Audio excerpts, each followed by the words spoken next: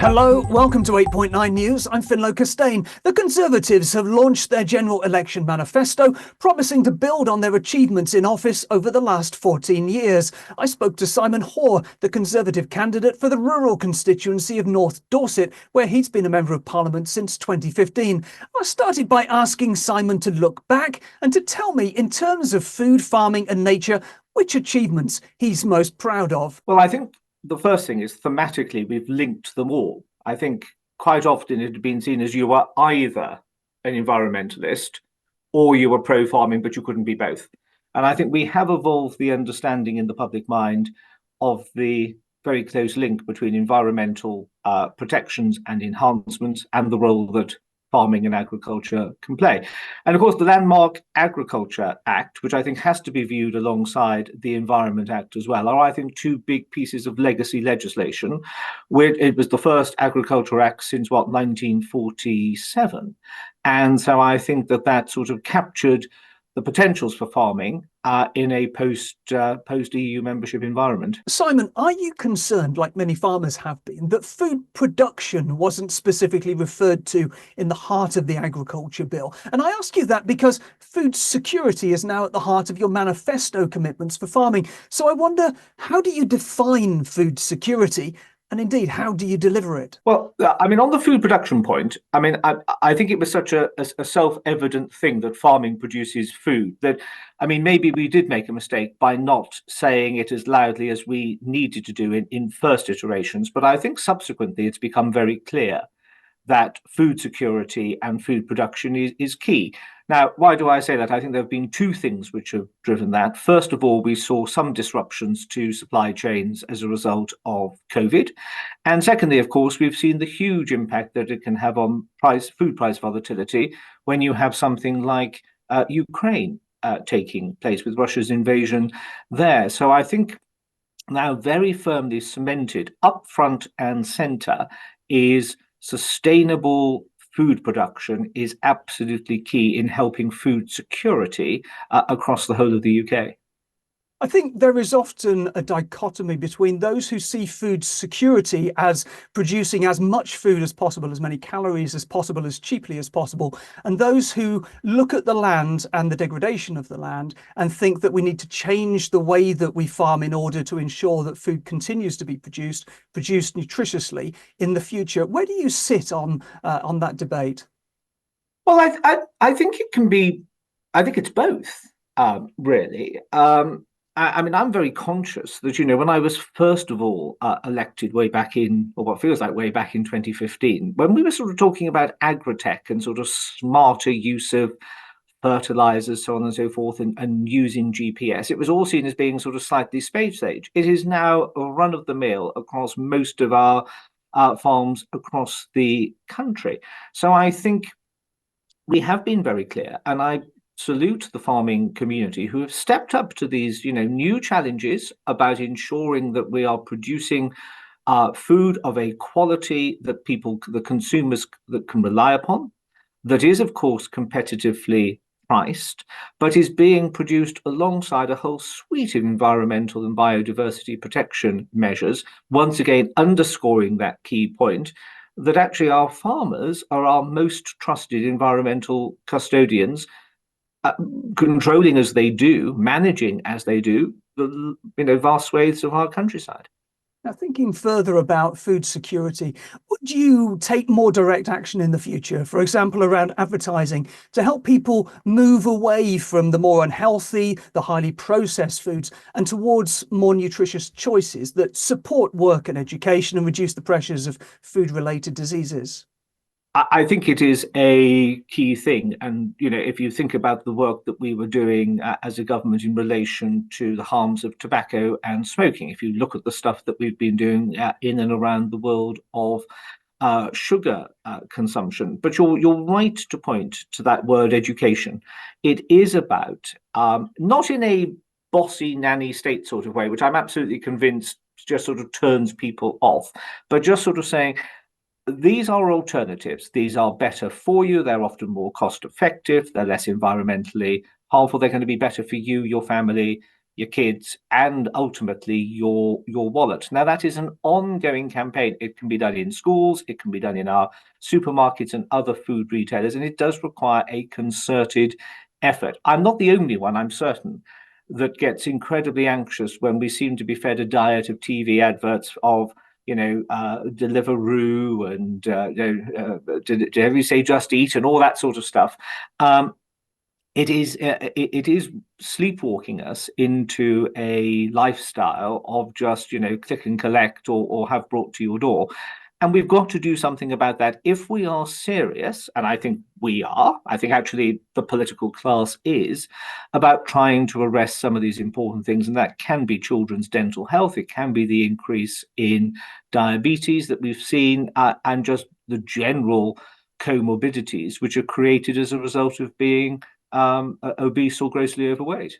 When I talk about work and education, I'm partly thinking about making sure that we have a healthy population that's able to deliver work and able to learn well. And of course, with the amount of petrochemicals and fertilizers, pesticides, etc., that are put onto conventional production foods, there is a danger that we erode the nutrition of those foods. Is that something that you would like to see action taken on, not just in terms of the consumer end, where people are given more information and able to make more informed choices, but where there's direct action from government to ask farmers, to persuade farmers, albeit to force farmers to reduce the amount of petrochemicals they're using? Well, I think they are, and I don't think they need to be forced. I was on a farm visit earlier this week in North Dorset, and talking to a farmer there who has reduced in the last 3 years his use of chemicals by 50%. His agronomist had been on the site that day, and his barley crop was scoring 10 out of 10. So I think the messages are getting through that better use of IT, smarter use of chemical interventions, but on a reducing scale, doesn't harm food production overall. And when you think about, he's rather clever. He sort of plants. He maintains strips in a very large arable field so that scavenger insects can go out and eat the aphids and so on and so forth. And I think farmers are very alert to this. I've yet to talk to a farmer who just says, oh, Simon, this is a fad, this is a passing trend. Everybody now knows that this is such an important issue, not just for climate, as important as that is, but for our environment and our biodiversity, but also, given the importance of those issues in a large population, which is predominantly urban in its location, I think it's readily understood across our farming communities that there's a very good message to tell in this area. It is getting stronger and more compelling day by day, week by week, month by month, and they are very keen to tell that. And I'm absolutely certain we've just had Open Farm Sunday, haven't we, quite recently? I'm absolutely certain farmers were questioned and were pleased and proud to be talking about their record of change and innovation. And our UK farmers have over centuries demonstrated a firm and clear commitment, going back to Jethro Tull, I suppose, and Turnip Townsend, with regards to innovation and grasping opportunities as they manifest themselves. And of course, the more petrochemicals are reduced on farm, the less reliance there is on fossil fuel-based fertilizers, the more farmers can save money, which brings us to the next question. One of your big... Absolutely. It boosts profitability without a shadow of a doubt, and certainly helps the bottom line. And where you can get those win-win situations, a win for the environment, a win for water quality, a win for biodiversity, and a win for the profitability of UK farming, who in the name of heaven would want to fight against that?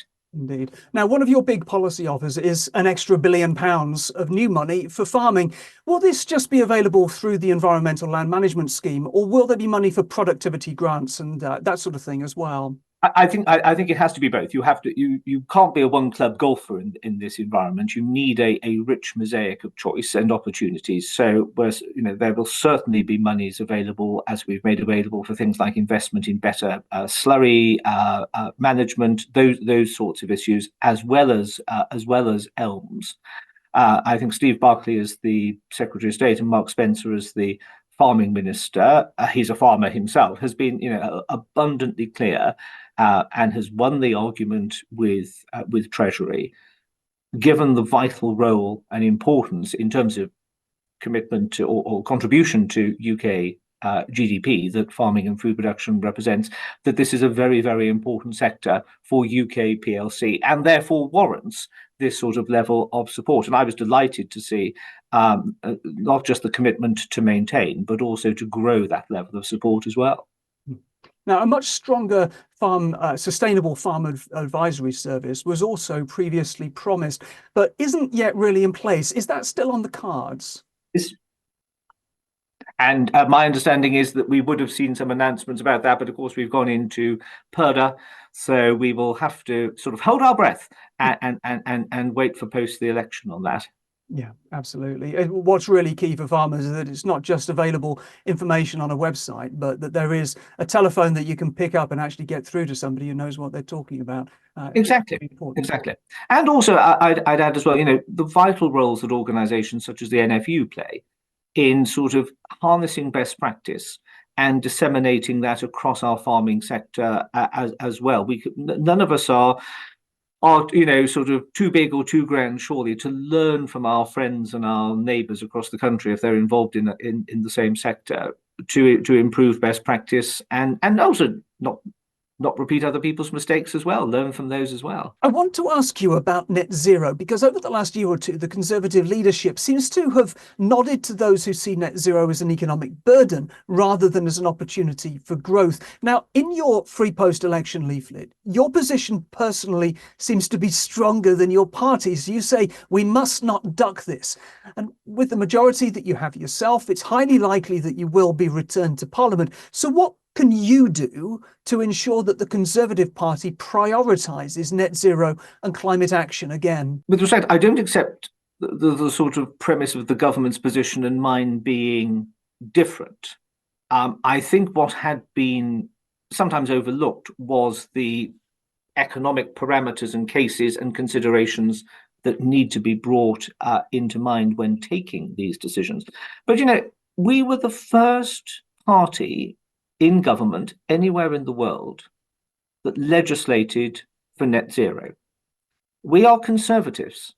We believe it was Mrs. Thatcher, don't forget, who gave the very first speech to the UN about the dangers of acid rain, who very famously said, we aren't freeholders of our planet, we are merely leaseholders. And the conserving Conservative is hugely important. If you look at the Environment Act and everything which underpins it, it is all about passing on a more environmentally rich and species diverse environment than that which we inherited. So I think that we have been talking about, and I think quite rightly, that all of these initiatives come at a cost, and you have to plan for those costs, and you have to take those costs into account. And that was particularly key at the height of the cost of living problems that we had across the country. But I don't detect any weakening of the government's position on this. I mentioned a moment or so ago something being a no-brainer. The trajectory towards net zero, business and business lobby groups and individuals, I think, very clearly understand. And this is not a passing fad. This is not something, as I've said, that we can dodge. It is something which we have to be focused upon. And I think, as we're seeing in farming, and I think as we are seeing in our automotive sector and other important sectors of the economy, you can be profitable, you can be productive, and you can also be sustainable. And when you marry those three things together, the case is, I think, made without any particular, convincing challenge. One of the other things that you mention in that part of your leaflet is the commitment to renewables. And sometimes renewables and food production are seen as being in conflict rather than as enterprises that can be stacked. What's your own view? How do you talk to people about renewable energy in the countryside? Well, it's hugely popular. And one of the frustrations that I hear from I've heard from my constituents is if they live in a conservation area, or they're thatched, or they have it's a listed building, is some of the planning barriers which exist to them playing an active a part as they will. Now, we have just revised guidance, speaking back to your first point about food security with regards to solar. Then we should be releasing land which can't be used productively for farming for a whole variety of other reasons. And one of those would have to clearly be sort of renewable energy production. And as local government minister, I've had to sign off on a number of inspectors' reports allowing solar farms to go ahead, and have always taken into account the grading of agricultural land when coming to a decision on those.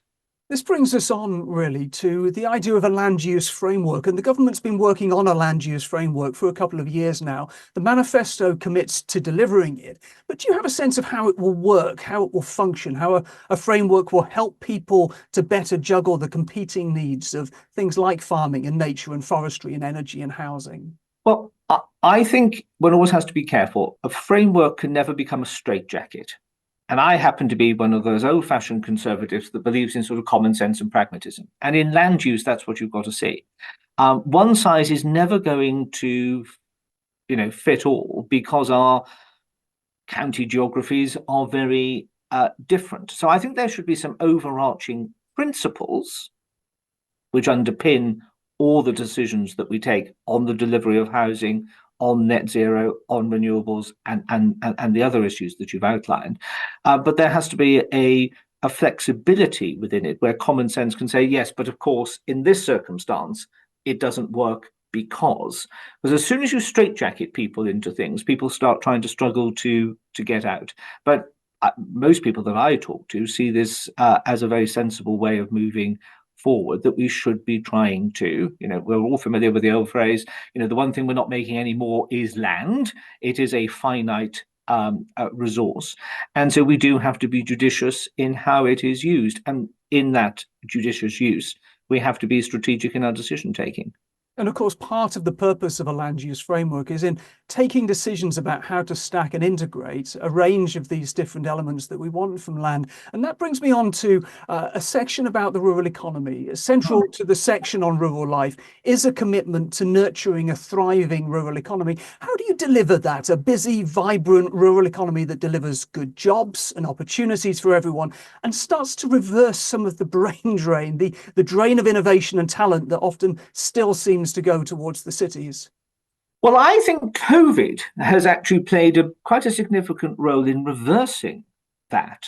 I think more people are now working from home. More people realize that there were alternative ways of living than being stuck in a major conurbation. And certainly I've noticed in my part of Dorset, out on the doorstep, people moving in at often quite a faster rate. It used to be a place that people used to come and retire to. It's now a place that people are coming to work from, and that's great. So you ask how we do it. You've got there isn't a silver bullet on this, but you've got to get some of the key things right. Mobile phone signal. You've got to get your rural broadband there, and we've made huge leaps in progress on that. I think, across all of our rural areas. Housing, competitively priced, needs to be provided in the right areas in a sustainable way. So it is close to retail resources, it is close to education, it is close to leisure, and it is close to employment. And in my part of Dorset, we've got the Gillingham Sustainable Urban Extension. It's about 1,500 new homes which are currently under construction. Easy access to the A303. It has there's a railway station. There's a strong and improving town centre. There's an engaged chamber of commerce doing things there to help improve it. I think it's that mix of things which will pull people in, because I'm the father of 3 kids, a 16-year-old, a 14-year-old, and an 11-year-old. I want to ensure that if they want to stay in our part of Dorset, in North Dorset, that the opportunities which other generations haven't had available to them merely as a result of being in a rural area are available. I'm a Tory firmly committed to social mobility. I'm also a One Nation conservative. that believes that all of the opportunities available to our young should be available to all of our young, irrespective of where they live. And you will know, having your interest in the rural economy and rural affairs, you can go now to any market town and a converted milking shed and you will find hubs of innovation, people doing interesting things which 20, 30 years ago you would have said, no, I'm really sorry, that's something which takes place in a big city. So we are making progress, more to do. The Conservative Party traditionally has been seen as the party of small business. And of course, when it comes to farms, not necessarily in Dorset, but nationwide, the trend is towards ever larger farming enterprises. What do you think about trying to get more small businesses into farming, more smaller farms? Because one of the impediments to that is land availability. And I wonder whether there are things that you can do to encourage larger landowners to open up their land and to lease sections of it to new entrants. I wouldn't be at all surprised if we need to look at some of the clear tax advantages that some very large landowners are sort of using in accruing land. Thomas Hardy described my part of Dorset as the land of the Vale of the Small Dairies. And we still have a lot of small family, either owned or tenanted farms. We're also very lucky in Dorset that we've got a network of county farms as well. And because we're certainly on my side of the constituency, Cranbourne Chase will be more arable because it's chalk. But my side, where I live, we're on clay, so it's really good pasture land. So it's great for sheep, for beef, and cattle generally. So dairy is still a very, very important part of our local rural economy. Now, water management is an urgent part of climate adaptation, as the enormous impact of flooding has demonstrated this winter.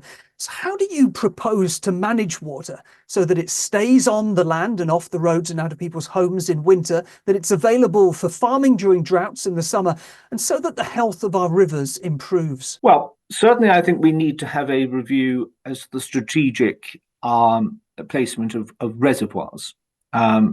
Securing planning permission for major reservoirs is, numbingly difficult and challenging.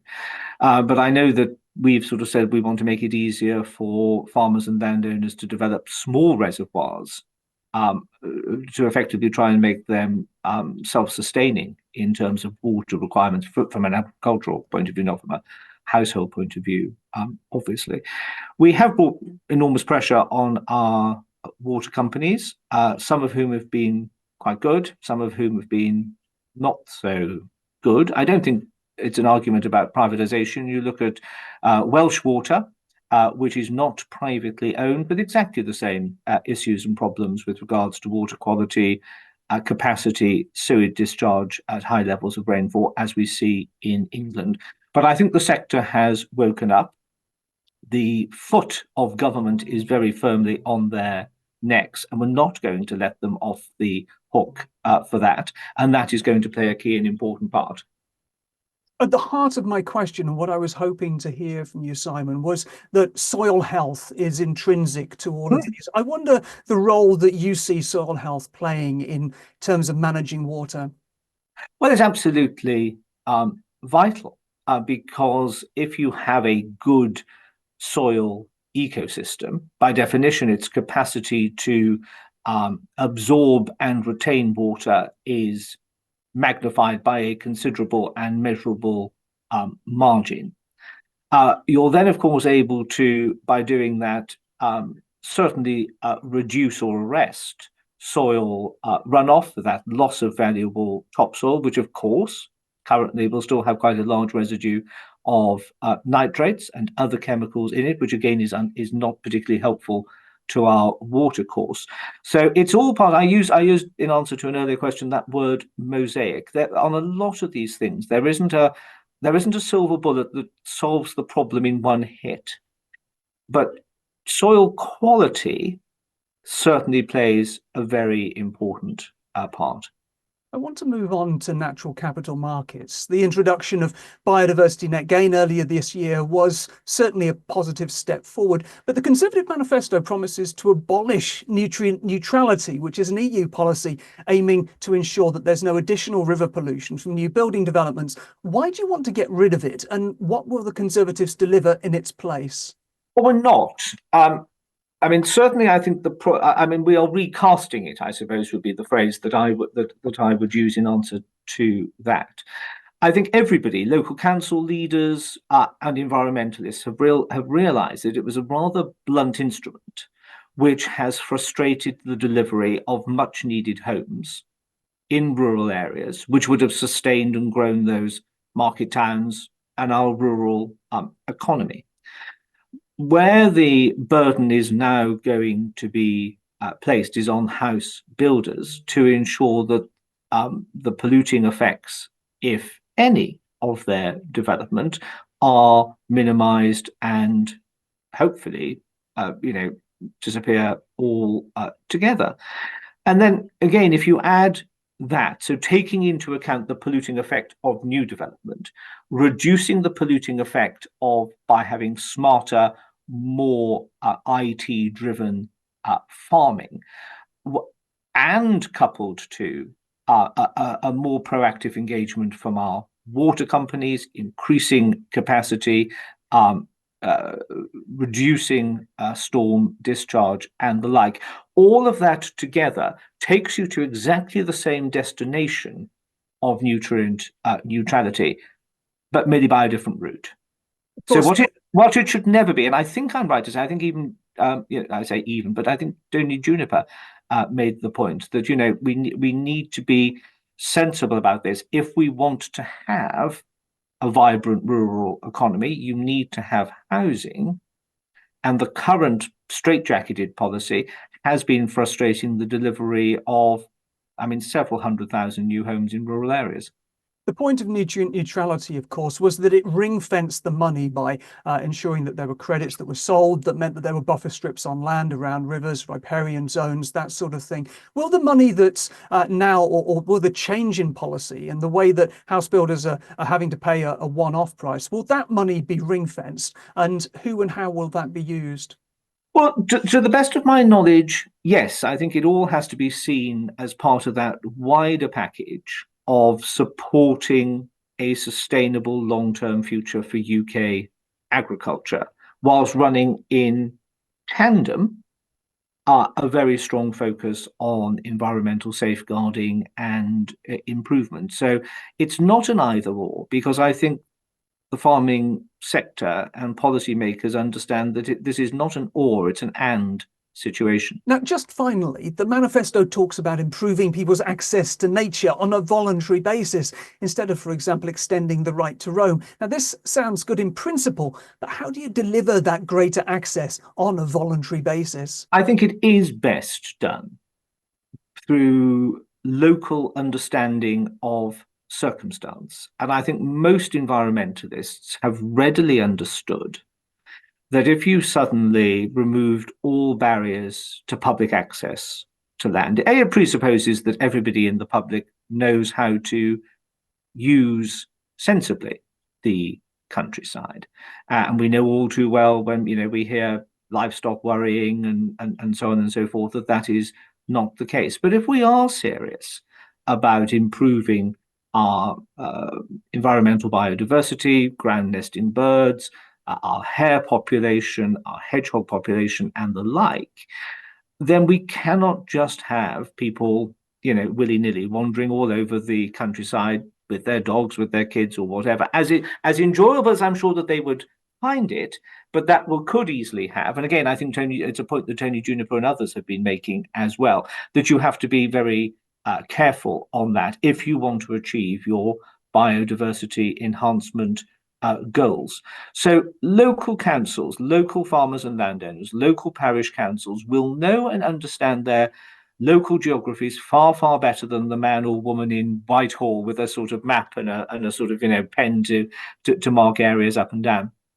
I think it's going to be common sense, and it's going to be very locally very locally authored. It is a key point because I've said earlier, most of our population live in our large cities. We need them to be able to access nature and the countryside. We need them to have a better understanding of the route of field to fork, from gate to plate, where milk comes from, where beef comes from, where cheese comes from, etc., and so on. And trying to run our two communities in some sort of self-isolating vacuums where neither interacts with the other would be a pretty arid state of affairs. But it has to be done in a sensible way if we are to ensure that those sort of sensitive areas of biodiversity are protected. I think Chris Peckham was showing, I was told the other day on Springwatch quite recently, a dog destroying the nest of a redshag, a protected species. Very, very, not in the numbers that we would like to see. Now, you can't base a strategy on one example, but it's the issue which is at stake here of making sure that we're not undoing one legitimate set of policies by trying to increase access to the countryside from the other end. That was Simon Hoare, the Conservative candidate for North Dorset, and a list of all candidates for North Dorset can be found on our website. More news, as ever, also on our website, 8point9.com. That's all for now. We're back soon. Thanks for watching.